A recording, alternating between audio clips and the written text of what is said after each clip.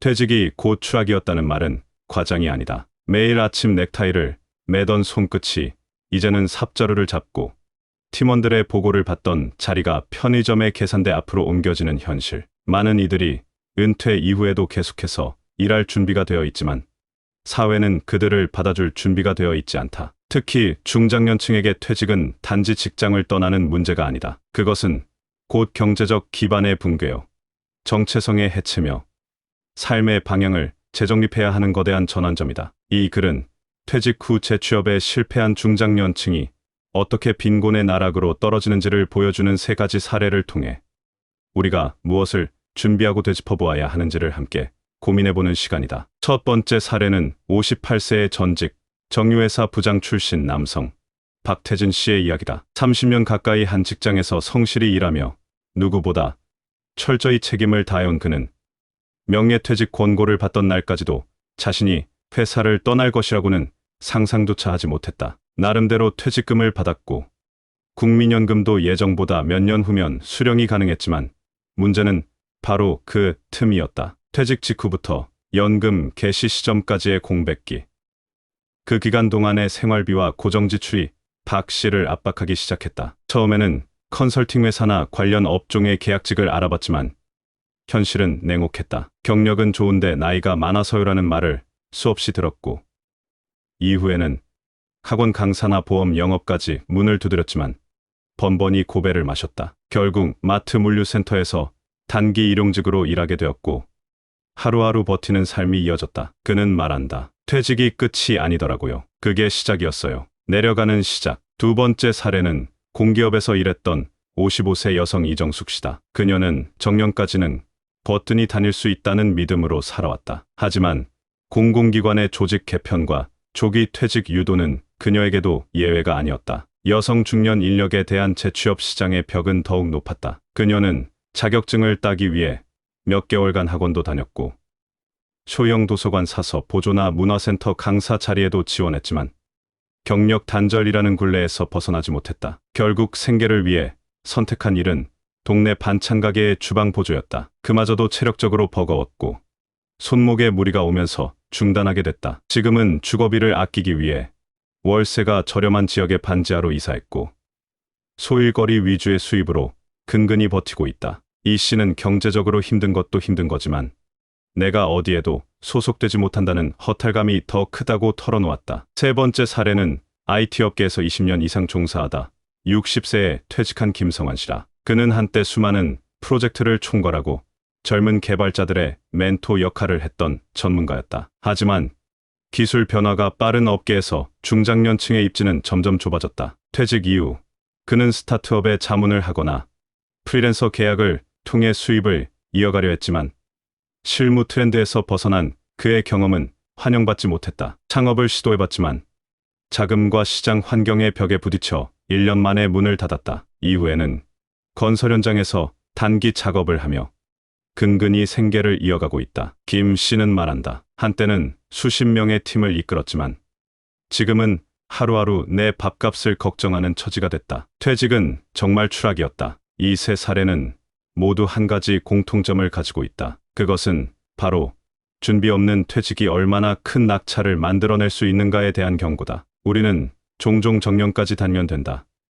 퇴직금이면 충분하겠지라는 안이한 기대 속에 안주한다. 하지만 은퇴 이후의 삶은 생각보다 길고 예측보다 훨씬 복잡하며 변화에 유연하게 대처하지 못하면 삶 전체가 흔들릴 수 있다. 중장년층의 재취업이 어려운 이유는 단순히 나이 때문만은 아니다. 사회 전반에 뿌리 깊게 박힌 젊은 인력 선호, 기술 변화에 뒤처진 중장년, 임금이 높은 인력에 대한 부담 등의 복합적 요인이 결합되어 있다. 동시에 본인의 문제도 있다. 한 직장에서 오래 일하며 고정된 역할에 익숙해진 이들은 빠르게 변화하는 노동시장에서 새로운 트렌드나 뒤수를 따라가지 못하거나 비정규직이나 단수 노동에 대한 심리적 저항감을 가지는 경우도 많다. 특히 과거에 직위가 높았던 사람일수록 자존감의 붕괴가 더 크다. 현실을 받아들이기까지 오랜 시간이 걸리고 그 사이 생계는 더 어려워진다. 그렇다면 어떻게 준비해야 할까? 먼저 가장 중요한 것은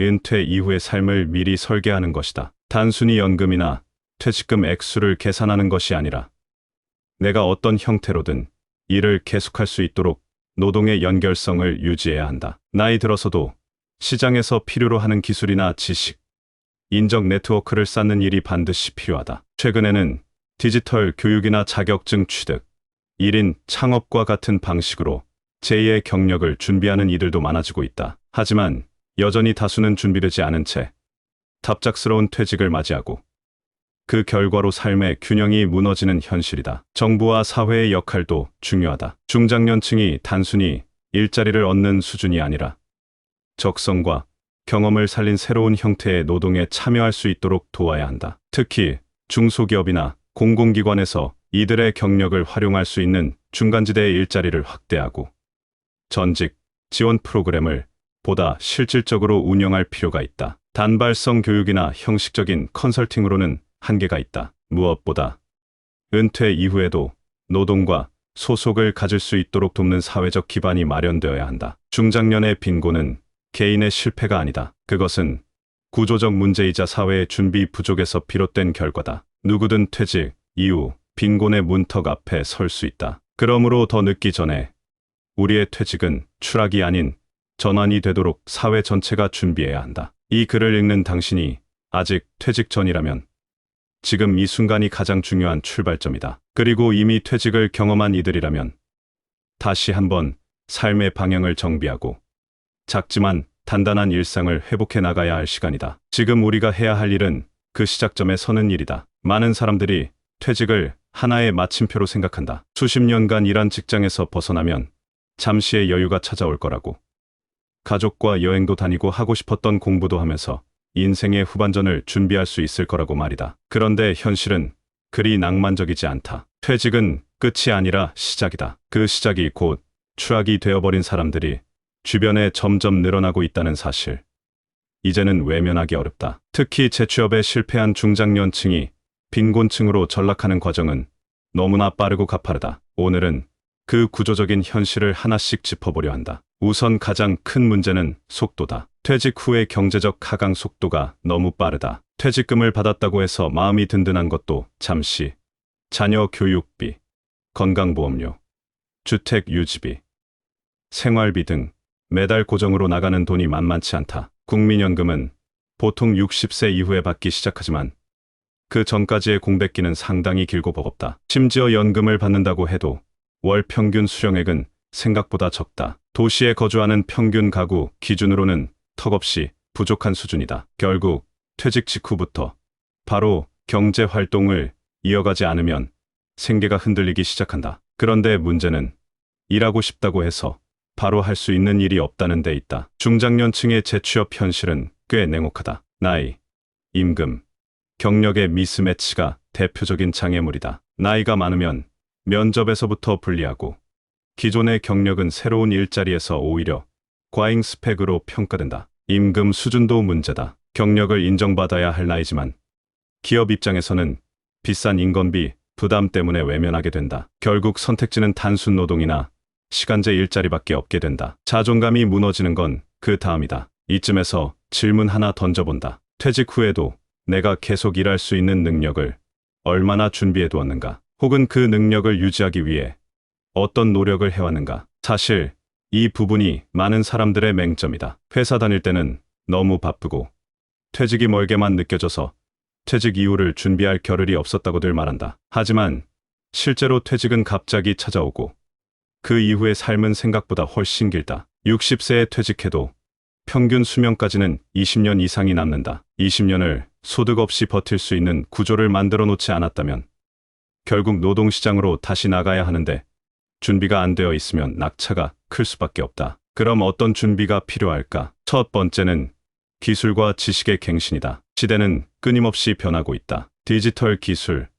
자동화, AI, 새로운 플랫폼 생태계가 생겨나는 가운데 과거의 방식으로는 더 이상 경쟁력이 없다. 단순히 자격증을 하나 따는 문제가 아니라 실제로 시장에서 요구하는 역량을 갖추는 것이 중요하다. 예를 들어 영상 편집, 온라인 마케팅, 데이터 관리, 간단한 코딩 같은 디지털 기술은 중장년에게도 얼마든지 도전 가능한 영역이다. 실제로 이런 기술을 익히고 나서 프리랜서로 활동하는 사람들도 점점 늘고 있다. 하지만 여전히 대다수는 기술 습득에 소극적이고 변화에 대한 두려움이 크다. 두 번째는 일의 형태에 대한 유연한 사고다. 과거처럼 정규직, 정년보장 형태의 일자리는 이제 점점 줄어들고 있다. 그 대신 단기 계약, 프로젝트 단위, 플랫폼 노동, 1인 창업 같은 다양한 형태의 일자리가 늘어나고 있다. 이런 새로운 방식에 대한 거부감이 있다면 선택지가 좁아진다. 내 경험을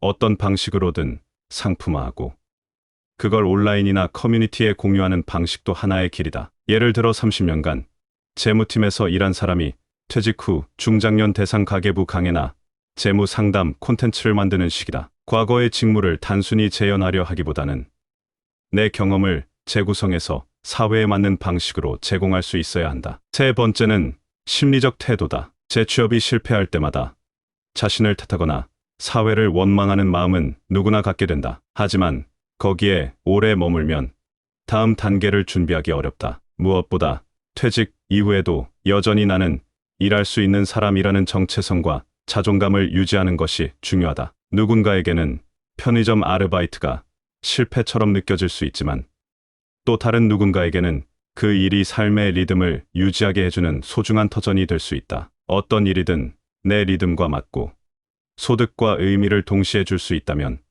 충분히 가치 있는 일이다. 그렇다고 개인의 노력만으로 해결될 수 있는 문제는 아니다. 사회적 지원, 체계도 뒷받침되어야 한다. 특히 중장년 맞춤형 일자리 매칭 시스템, 실질적인 전직, 지원 교육, 창업 컨설팅과 자금 지원 등은 국가 차원에서 보다 체계적으로 운영되어야 한다. 지금의 프로그램은 대부분 일시적이고 형식적이어서 실질적인 도움이 되지 않는 경우가 많다. 무엇보다 중요한 것은 중장년의 노동을 단순히 비용으로 보지 않고 경험, 자산으로 인식하는 인식 전환이다. 청년만큼이나 중장년도 변화와 성장을 이룰 수 있다. 문제는 기회를 줄 수 있는 플랫폼과 환경이 아직 충분히 마련되지 않았다는 점이다. 이제는 퇴직을 단순한 종료가 아니라 또 다른 시작으로 바라보는 인식이 필요하다. 내가 어떤 삶을 살고 싶은지, 어떤 방식으로 생계를 유지하고 사회와 연결될 수 있을지를